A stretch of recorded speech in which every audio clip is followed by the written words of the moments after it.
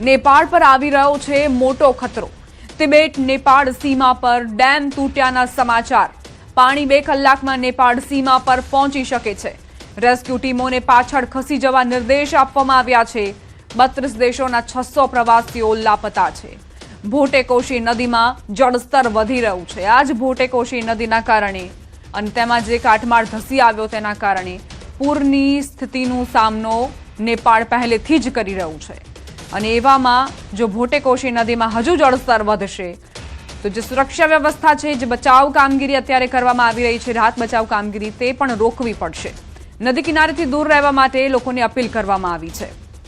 नेपाળ પર વિનાશક ખતરો। नेपाળમાં ટ્રિપલ આફત। વિનાશક પૂર બાદ ડેમ તૂટ્યો અને બીજી તરફ ચીનમાં 5.1ની તીવ્રતાનો ભૂકંપ આવ્યો। नेपाળમાં અત્યાર સુધીમાં 392 લોકોના મોત થયા। હજુ પણ આ આંકડો જે છે તે વધી શકે છે। તિબેટ नेपाળ સીમા પર ડેમ તૂટ્યો છે। नेपाળના કેટલાક વિસ્તારોમાં ફરી પૂરની સ્થિતિ। રેસ્ક્યુ ટીમોને એલર્ટ કરવામાં આવી છે। લોકોને ઊંચાઈવાળા વિસ્તારોમાં જવા માટે સૂચના આપવામાં આવી છે। नेपाળમાં ફરી મોટી આફતના એંધાણ છે। તળાવ ફાટવાના કારણે ફરી પૂરનો ખતરો તોળાઈ રહ્યો છે। नेपाળમાં તળાવનો એક ભાગ તૂટ્યો તેની જાણકારી नेपाળ પોલીસે આપી છે। તળાવનો ભાગ તૂટવાના કારણે પૂરનો ખતરો વધ્યો છે। नेपाળ તિબેટ સરહદ પર ભારે પૂર અને ભૂસ્ખલનથી હિમાલય પ્રદેશ બદલાઈ ગયો છે। થીજી ગયેલા પાણી, કાદવ, ખડકો અને કાટમાળના પૂરથી ગામડાઓ, રસ્તાઓ અને પુલો તણાઈ ગયા હતા। બચાવ ટીમો કાદવમાંથી પસાર થઈને બચી ગયેલા લોકોને શોધી રહી હતી। પરિસ્થિતિ અનિશ્ચિત છે। કાટમાળથી નદીનો રસ્તો બંધ થઈ ગયો છે, જેના કારણે તેની પાછળ પાણી એકઠું થઈ ગયું છે। નિષ્ણાંતોને ડર છે કે આ પાણી અચાનક છોડવાથી બીજો મોટો પૂર આવી શકે છે। દરમિયાન नेपाળમાં વિનાશકારી વિસ્તારની નજીક આવેલા તિબેટમાં પણ ભૂકંપના અહેવાલ મળ્યા છે। नेपाળ પોલીસના જણાવ્યા અનુસાર અત્યાર સુધીમાં 389 મૃતદેહો મળી આવ્યા છે। नेपाળની આપત્તિ અનુસાર 910 લોકો હજુ પણ ગુમ છે, જેમાં ઓછામાં ઓછા 517 વિદેશી નાગરિકોનો સમાવેશ થાય છે। તિબેટમાં સરહદ પાર ચીને 3 લોકોના મૃત્યુની પુષ્ટિ કરી છે, જ્યારે ઓછામાં ઓછા 558 લોકો ગુમ થયાના અહેવાલ છે, જેમાં આશરે 260 વિદેશી નાગરિકોનો સમાવેશ થાય છે। આનાથી બંને દેશોમાં ગુમ થયેલા લોકોની કુલ સંખ્યા 1468 થઈ છે। આટલો મોટો પૂર કેવી રીતે આવ્યો તે પ્રશ્ન હજુ પણ યથાવત છે। नेपाળ અને ચીનના જણાવ્યા અનુસાર બુધવારે હિમાલયના હિમ નદીનો એક મોટો ભાગ તૂટી ગયો। બરફ, ખડકો, કાદવ અને પાણીનો વિશાળ જથ્થો ઝડપથી નીચે તરફ વહેવા લાગ્યો। પૂર હિમાલય નદી પ્રણાલીમાં પ્રવેશ્યું, જેનાથી તેના માર્ગ પરના ગામડાઓ અને માળખા તણાઈ ગયા।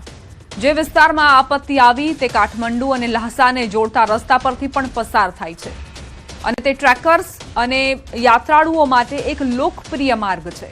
શરૂઆતમાં એવું માનવામાં આવતું હતું કે ભૂકંપના કારણે ગ્લેશિયર તૂટી ગયું હશે, જોકે યુએસ ભૂસ્તર શાસ્ત્રીય સર્વે અનુસાર 4.4ની તીવ્રતાના ભૂકંપના સંકેત, જેને શરૂઆતમાં ભૂકંપ સમજવામાં આવ્યો હતો, તે વાસ્તવમાં ગ્લેશિયરના ખડકો અને બરફ તૂટવાથી ઉત્પન્ન થતી ઉર્જા હતી, જેના પછી મોટા પાયે કાટમાળનો પ્રવાસ શરૂ થયો હતો। વરસાદે ચિંતા વધારી। આગામી દિવસોમાં હિમાલય ક્ષેત્રમાં વરસાદની આગાહી પણ ખતરો વધારી શકે છે। પાણી નિષ્ણાંતો કહે છે કે જો વરસાદ ચાલુ રહેશે તો પહેલાથી જ સંચિત પાણી વધુ ઝડપથી વધી શકે છે। આનો અર્થ એ થયો કે બચાવ ટીમો હાલમાં કાટમાળ અને પૂરના પાણીમાં ફસાયેલા લોકોને શોધી રહી છે, પરંતુ તેઓ સંભવિત નવા પૂરના ભયનો પણ સામનો કરી રહ્યા છે।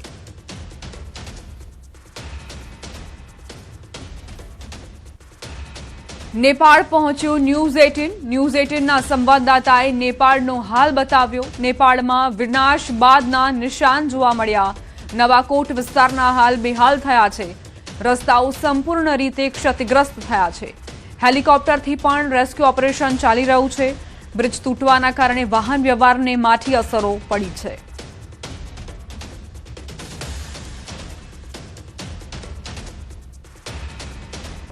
त्रिशूली, नवाकोट, रुआसा, नॉर्दर्न नेपाल की ये जो जगह है, 26 अगस्त को सुबह 8:10 के बाद इनकी जिंदगी पूरी तरह पलट गई है। आप देखिए मेरी दाईं ओर और मेरे पीछे यहाँ पहले सड़क थी, आज यहाँ सिर्फ मलबा है। जेसीबी की मशीनें पिछले 24 घंटे से लगी हुई है कि वापस इस सड़क को जोड़ा जा सके, ताकि आगे जो लोग फंसे हुए हैं उन तक किसी तरह राहत पहुंचाया जा सके। न्यूज़ 18 इंडिया की टीम भी पिछले 24 घंटे से लगातार इस कोशिश में है कि ग्राउंड से आपको सटीक खबर दिखाई जाए। यहाँ तक पहुँचना आसान नहीं था।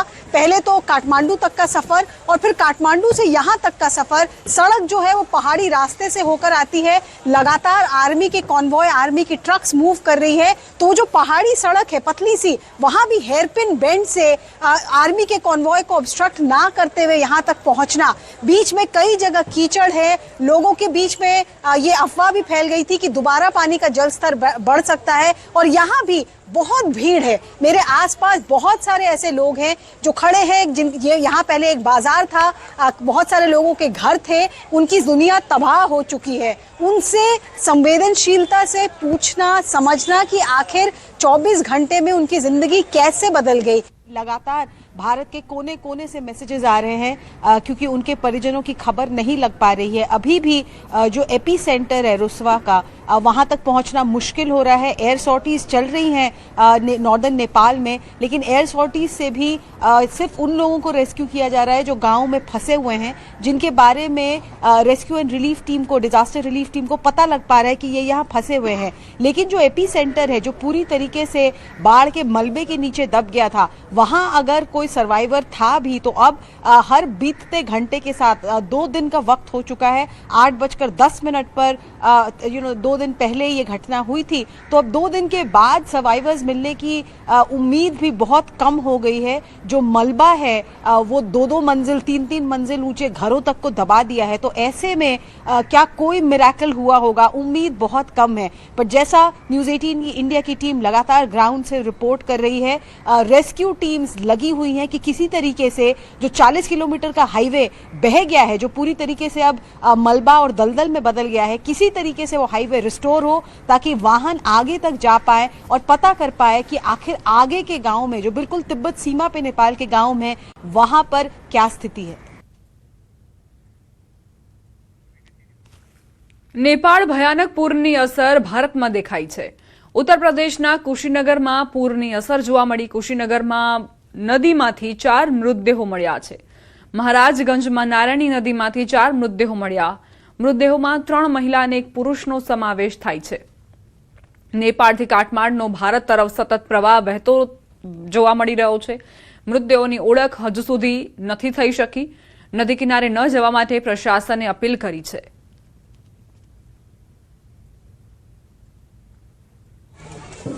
नेपाल हादसे के बाद महाराजगंज जनपद से गुजरने वाली नारायणी नदी में अब लाशों के मिलने का सिलसिला शुरू हो गया है।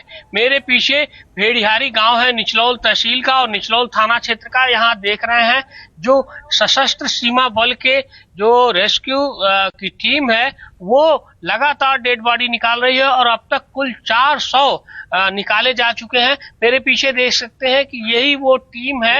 अब पुलिस भी मौके पर पहुंच गई है और इन शवों को अपने कब्जे में लेकर पहले तो उनके शिनाख्त की कोशिश की जाएगी। एसपी शक्ति मोहन अवस्थी से मेरी बात हुई है तो उनका ये कहना है कि डेड बॉडी को रखा जाएगा और उसकी शिनाख्त की कोशिश की जाएगी और उसके बाद नेपाल सरकार से वार्ता के बाद अगला निर्णय लिया जाएगा।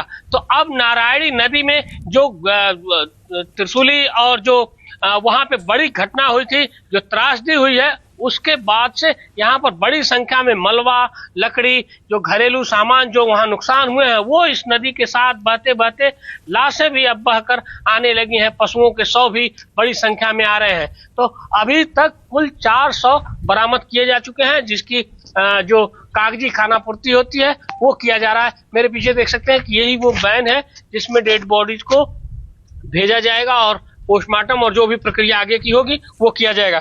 मेरे साथ एसएसबी के अधिकारी हैं। सर, कितनी डेड बॉडीज अब तक बरामद की जा चुकी है? सर, अभी तक टोटल 4 डेड बॉडी रिकवर कर चुके हैं सर। ये एसएसबी के अधिकारी हैं जिनका कहना है कि लगातार डेड बॉडीज मिल रही है और 4 डेड बॉडी अब तक रिकवर की जा चुकी है। महाराजगंज के नारायणी नदी से आशीष कुमार शुक्ला, न्यूज़ 18 उत्तर प्रदेश। તો નેપાળમાં જે વિનાશક પૂર આવ્યું છે તેમાં ફ્લેશ ફ્લડના કારણે એ કાટમાળ અને પાણી સહિત હવે ભારતમાં એટલે કે ઉત્તર પ્રદેશના કુશીનગરથી 4 મૃતદેહો મળ્યા છે. જો કે આ તરફ નેપાળમાં ટ્રિપલ અટેક એટલા માટે કહી રહ્યા છે કારણ કે વિનાશક પૂરના કારણે લોકોના ઘરો તબાહ થઈ ગયા છે, લોકોના મોતના પણ સમાચાર છે અને એવામાં ચીનમાં ભૂકંપના કારણે આ જે પૂરની તબાહી છે તે વધુ વિનાશક રૂપ ધારણ કરી શકે છે અને એક ડેમ પણ તૂટ્યા હોવાના સમાચાર પ્રાપ્ત થયા છે, જેના કારણે આ જે પૂરનો ખતરો અત્યાર સુધી હતો અને પૂરના પાણી જે જતા રહ્યા ફરી એક વખત એ બીજા પાણી પણ આવી શકે છે કારણ કે ડેમ તૂટ્યો છે. તિબેટ અને નેપાળ બોર્ડર પર આ જે પૂરના પાણી છે તે એન્ટ્રી કરી શકે છે અને તેના કારણે જે આસપાસના વિસ્તારના લોકો છે તેમને દૂર ખસેડવા માટે પ્રશાસનને કામગીરી શરૂ કરી નાખી છે.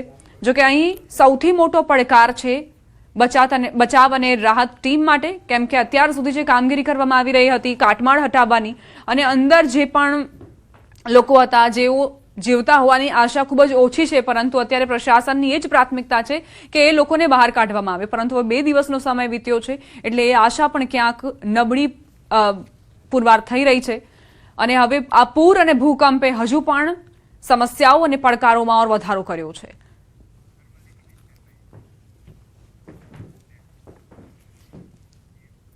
અન્ય સમાચારો પર નજર કરીએ. અરવલ્લી મોડાસાના સગરવાડામાં રાત્રે 12:30 વાગે કાચા મકાનનો સ્લેબ અચાનક ધરાશાયી થયો, જે બાદ અફરાતફરી મચી ગઈ. હર્ષદભાઈ ભાવસારના મકાનમાં રક્ષાબંધન માટે આવેલા બહેન ભાણિયા સહિત 4 લોકો ઉપર સ્લેબ તૂટી પડતા નીચે પટકાયા હતા. નીચેના મકાનમાં પણ 3 લોકો પર સ્લેબ પડતા ઇજાગ્રસ્ત થયા. સદનસીબે મોટી જાનહાની ટળી, જોકે લોકોને નાની મોટી ઈજાઓ પહોંચી છે. રાત્રે 12:30 કલાકે છત ધરાશાયી થતા 4 મહેમાન ઉપર આવેલા હતા તે સુતા નીચે આવી ગયા હતા. તો એમને ઈજાગ્રસ્ત થોડા ઓછાવતી વાગેલું છે. અમને થોડી ખબર પડતા અમે ખસી ગયા હતા, પણ અમને પણ થોડી ઈજા થયેલ છે. અરવલ્લીથી સમાચાર. વધુ એક વીજકર્મીને કરંટ લાગ્યો. કરંટ લાગતા વીજકર્મી નીચે પટકાયો. વીજકર્મીને સારવાર અર્થે હોસ્પિટલમાં ખસેડાયો. 11 kV લાઇન પર કામ દરમિયાન કરંટ લાગ્યો. મેઘરજના પટેલ છાપરા ગામની ઘટના વીજકર્મીઓની સુરક્ષાને લઈને સવાલો ઉઠ્યા છે. એક અઠવાડિયામાં કરંટ લાગવાની બીજી ઘટના બની છે.